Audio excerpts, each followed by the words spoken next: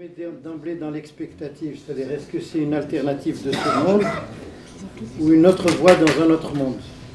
Vous voyez bien à quel niveau d'enjeu se situerait la prévention. Je veux avouer des intérêts que j'assume. J'étais anciennement salarié de l'INCa et je suis, comment dire, redevable de mes postures à l'INCa et j'en suis fier. Comme je suis relié à mon épouse, qui elle-même est responsable d'une structure de gestion, j'ai toujours eu de l'admiration pour le dévouement des professionnels qui œuvrent dans les structures de gestion. On avait même tenté à l'Institut du cancer d'élargir leur périmètre sur la prévention, mais les croisés du dépistage n'ont pas autorisé la moindre ouverture à l'époque. Peut-être qu'ils avaient des plates-bandes à définir. La plaque suivante. De manière générale, c'est un angle mort, la prévention. On subit la mort, mais vous savez bien qu'on lui a fait subir des revers, du moins en certaines contrées et sous certains cieux plus que sous d'autres. On vit la maladie et on la combat. Vous voyez bien tout de suite l'allure guerrière, mais enfin on a lutté. Hein. Ce n'était pas la guerre franche. Mais pour éviter la maladie quand on a la santé, ce n'est pas évident, contrairement à ce qu'on pense. Ce n'est pas une pente naturelle, ni surtout accessible à tous. Et puis le dépistage précoce, à mon sens, qui relève du diagnostic dans le champ de la maladie, n'est peut-être pas la prévention, du moins primaire. Bon, évidemment, cette classification de la prévention de manière aussi artificielle, elle autorise toutes les interprétations. Plaque suivante, en somme, contrairement à l'adage, il est plus facile de guérir que de prévenir. Vous le voyez bien. Chaque fois qu'on a avancé en termes de guérison, on a abandonné les moyens de la prévention. L'histoire du VIH est grandeur nature dans l'histoire de France. Dès qu'on a trouvé la trithérapie, on a désarmé tout le dispositif de prévention. On l'a désarmé du jour au lendemain. La France a été un pays de prévention par ses politiques sociales avancées, par ses politiques éducatives. Le rapport de l'OMS en témoigne, de juin 2000.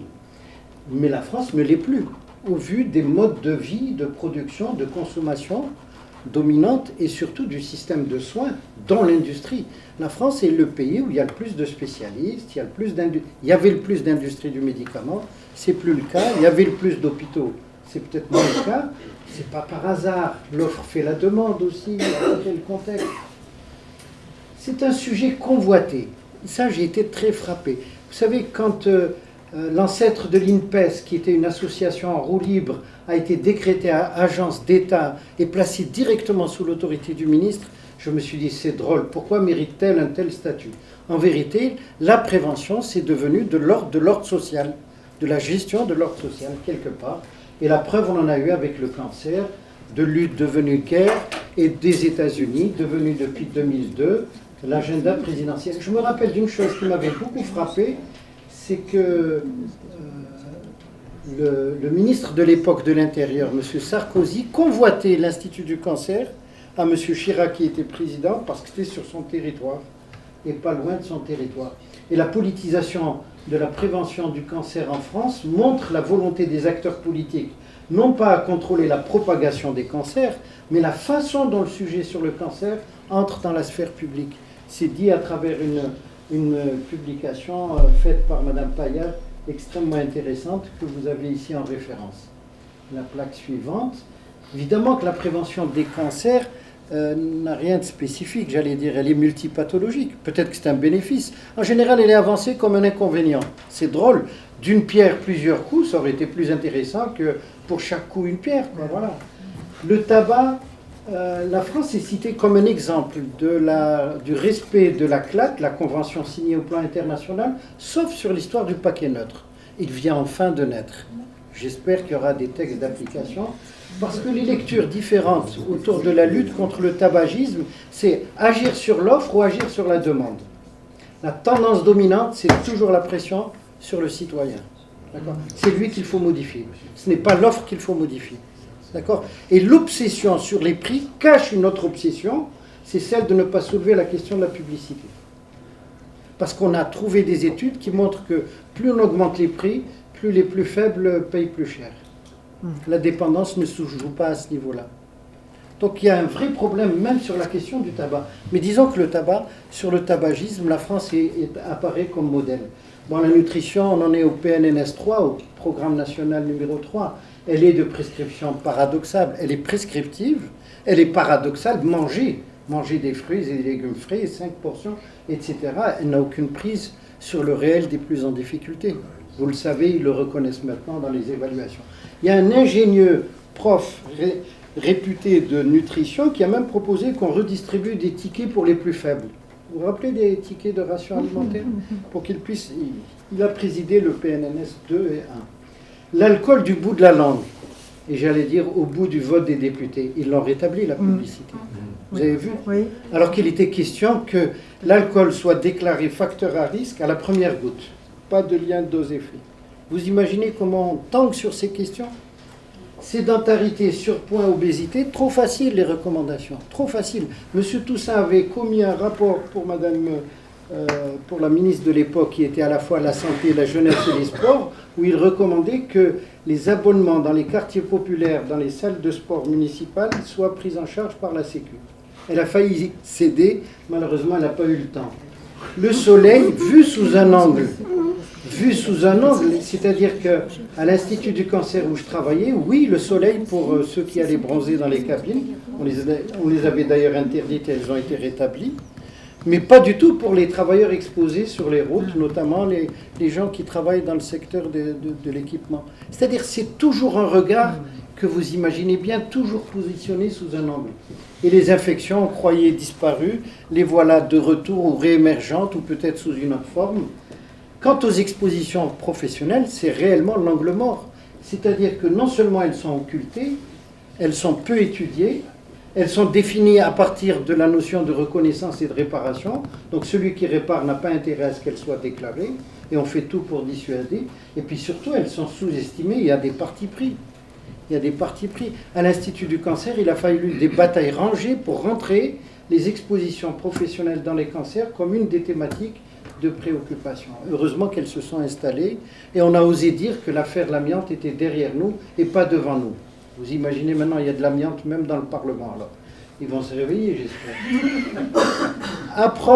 Cette approche, c'est une approche risque par risque.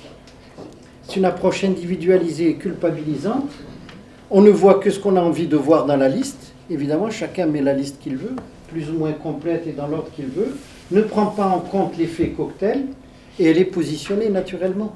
Elle est surtout en défaut par rapport au vécu qui est global. Les gens ne vivent pas risque par risque, ils vivent le cumul.